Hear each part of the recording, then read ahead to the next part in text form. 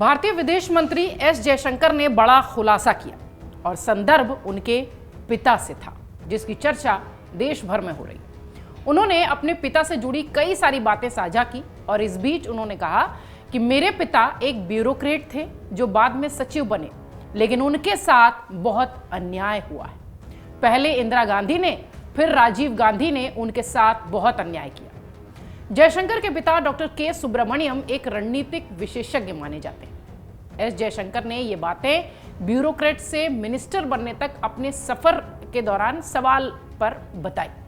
S Jaishankar ने एक interview में ये भी बताया कि उनके पिता कैसे सचिव बने, ब्यूरोक्रेट बने, ये सारी कहानी वो बताते दिखाई पड़े। मंत्री एस जयशंकर के मुताबिक वो एक विदेश सेवा अधिकारी बनना चाहते थे, यानी IFS, और ऐसा सोचते हुए उनके सामने पिता का अक्स बन जाता था, यानी वो अपने पिता की तरह बनना चाहते थे। जयशंकर ने यह भी बताया कि उनके पिता डॉक्टर के सुब्रमण्यन ने अपने करियर की शुरुआत 1989 में जनता सरकार से शुरू की थी। जयशंकर के पिता का 2011 में निधन हुआ था और वो अपने बेटे को सचिव बनते हुए नहीं देख पाए थे। इसका दुख भी जयशंकर ने व्यक्त किया। विदेश मंत्री एस जयशंकर के पिता के सुब्रमण्यम को भारत की कूटनीति का भीष्म पितामह कहा जाता है।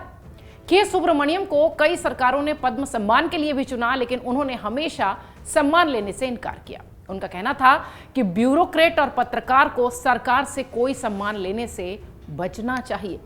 लेकिन मार्च 2019 में उनके बेटे एस जयशंकर ने ब्यूरोक्रेट के तौर पर पद्मश्री का सम्मान लिया था। मोदी कैबिनेट में एस जयशंकर की जो पारिवारिक पृष्ठभूमि है वो किसी भी मंत्री की नहीं है। भारत के विदेश मंत्री एस जयशंकर जाने माने स्कॉलर परिवार से हैं। उनके पिता के सुब्रमण्यम देश के जाने माने कूटनीतिज्ञ थे, जैसा कि अभी हमने आपको बताया। के सुब्रमण्यम 1951 IAS बैच के टॉपर थे। उन्हें KS या सुब्बू नाम से भी जाना जाता था। उनके पिता की चर्चा इसलिए हो रही है क्योंकि एस जयशंकर ने इंदिरा गांधी और राजीव गांधी पर अपने पिता के साथ अन्याय करने की बात कही है। KS को भारत के न्यूक्लियर डॉक्ट्रिन का शिल्पकार भी माना जाता है। परमाणु हथियार का इस्तेमाल भारत पहले नहीं करेगा वाले सिद्धांत का श्रेय भी इन्हें ही जाता है। इन्होंने होमी भाभा के साथ भी काम किया है। 1962 से 1966 तक भारत के रक्षा मंत्री YB चौहान थे और KS पर वो खासा भरोसा करते थे। वो वही दौर था जब भारत पर चीन ने 1962 और पाकिस्तान ने 1965 में हमला किया था। अटल बिहारी वाजपेयी ने KS को करगिल युद्ध की समीक्षा के लिए बनी समिति का अध्यक्ष भी बनाया था, लेकिन उन्होंने पद्म विभूषण और पद्म सम्मानों को लेने से मना कर दिया था। साल 1929 जनवरी में तमिलनाडु के तिरुचिरापल्ली में जन्मे सुब्रमण्यम ने फेमस प्रेसिडेंसी कॉलेज में पढ़ाई की थी, जिसके बाद वो भारतीय प्रशासनिक सेवाओं में गए। सुब्रमण्यम के नाम की चर्चा तब जोर पकड़ी जब साल 1999 में उन्होंने पद्म भूषण के सम्मान से सम्मानित करने का उन्हें ऐलान किया गया और उन्होंने ये सम्मान अस्वीकार कर दिया। उन्होंने कहा कि नौकरशाहों और जर्नलिस्टों को, जैसा कि हमने शुरुआत में बताया, कि ब्यूरोक्रेट्स और पत्रकारों को सरकार से अवार्ड्स नहीं लेना चाहिए। ये कहते हुए उन्होंने पद्म सम्मान लेने से इनकार कर दिया।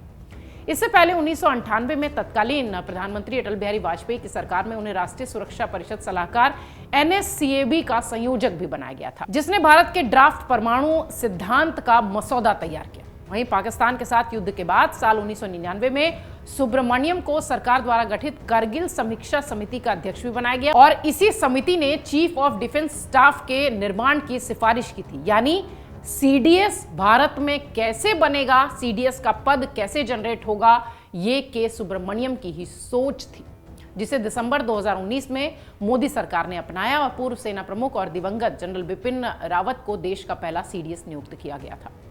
आपको बता दें कि जयशंकर ब्यूरोक्रेट्स परिवार से ताल्लुक रखते हैं। जनवरी 2015 से जनवरी 2018 तक विदेश सचिव के पद पर वो रहे हैं। साल 2019 में मोदी सरकार के दूसरे कार्यकाल में उन्हें विदेश मंत्री बनाया गया। उससे पहले 2011 में ही जयशंकर के पिता का निधन हुआ था, जैसा कि हमने आपको बताया। पिता के सामने सचिव नहीं बन पाए थे, ये उनका मलाल था जिसे जयशंकर ने व्यक्त किया। जयशंकर ने बताया कि पिता का सपना था कि मैं भी सचिव बनूं, मगर उनके रहते ऐसा नहीं हो पाया। 2011 में पिता का निधन हुआ। उस समय मैं ग्रेड 1 का अधिकारी बन पाया था, जैसा कि एक राजदूत होता है। पिता के गुजरने के बाद मैं सेक्रेटरी बना। उन्होंने अपने साक्षात्कार में यह भी बताया कि उस वक्त तक लक्ष्य बस सेक्रेटरी बनना ही था। 2018 में मैं टाटा सन्स के साथ जुड़ा। वहां सब कुछ सही चल रहा था, तभी एक राजनीतिक मौका मुझे मिला। और एस जयशंकर ने यह भी बताया कि मैं इसके लिए तैयार भी नहीं था, इसलिए मैंने थोड़ा समय मांगा। प्रधानमंत्री मोदी ने कैबिनेट ज्वाइन करने के लिए खुद उनसे पूछा था। उस दौरान पहली बार प्रधानमंत्री से उनकी मुलाकात हुई थी। अपने पिता को लेकर जिस तरीके का बयान एस जयशंकर ने दिया है, उसकी चर्चा देश भर में हो रही है। डाउनलोड करें अमर उजाला ऐप और पाएं खबरें लगातार। अगर आप ये वीडियो YouTube पर देख रहे हैं तो हमारे चैनल को सब्सक्राइब करें और बेल आइकन को दबाना ना भूलें। अगर आप Facebook पर ये वीडियो देख रहे हैं तो हमारे पेज को लाइक करें।